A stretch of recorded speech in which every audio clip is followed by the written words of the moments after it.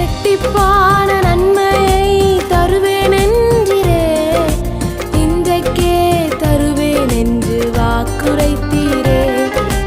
இழந்ததை திரும்ப தருவேன் என்று சொன்னீரே, இரட்டிப்பான பங்கையும் தந்திடுவாரே.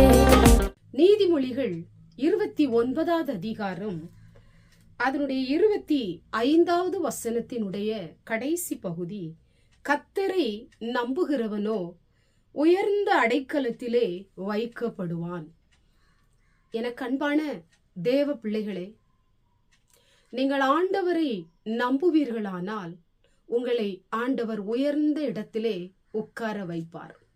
உயர்ந்த ஆசீர்வாதங்களை உங்களுக்கு ஆண்டவர் தருவார். இன்றைக்கு நிறைய பேர் மனிதனை நம்பி ஏமாந்து விடுகிறோம். மனிதனை நம்பி பணத்தை இழந்து விடுகிறோம். மனிதனை நம்பி சொத்தை இழந்தவர்கள் உண்டு.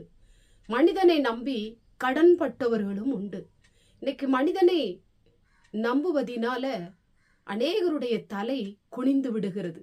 வெட்கப்பட்டு போய் விடுகிறார்கள், அவமானப்படுத்தப்படுகிறார்கள்.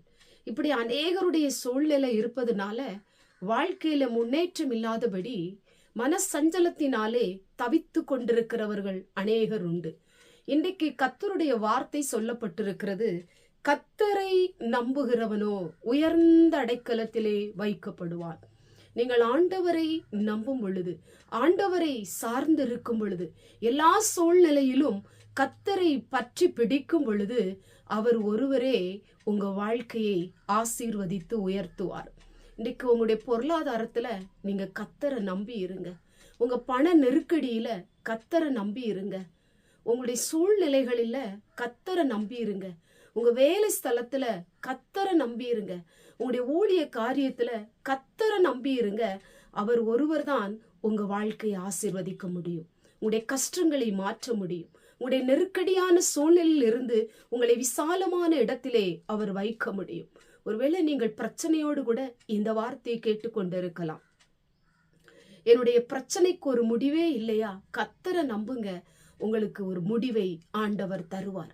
பல சூழ்நிலையில இழப்பின் நிமித்தம் அழுது அழுது மிகவும் சோர்ந்து போயிருக்கலாம்.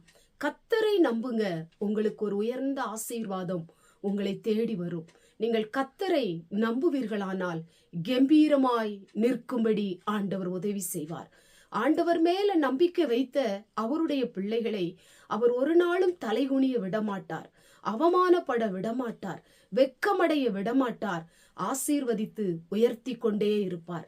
எந்த மனுஷன் உங்களை வெட்கப்படுத்த நினைக்கிறானோ, எந்த மனுஷன் உங்களுக்கு விரோதமாய் சதித்திட்டங்களை தீட்டிக் கொண்டிருக்கிறானோ, அவன் உங்களுக்கு விரோதமாய் செயல்பட கர்த்தர் உங்களை உயர்த்தி உயர்த்தி ஆசீர்வதித்து கொண்டே இருப்பார். உங்களை உயர்ந்த அடைக்கலத்திலே அவர் வைப்பார்.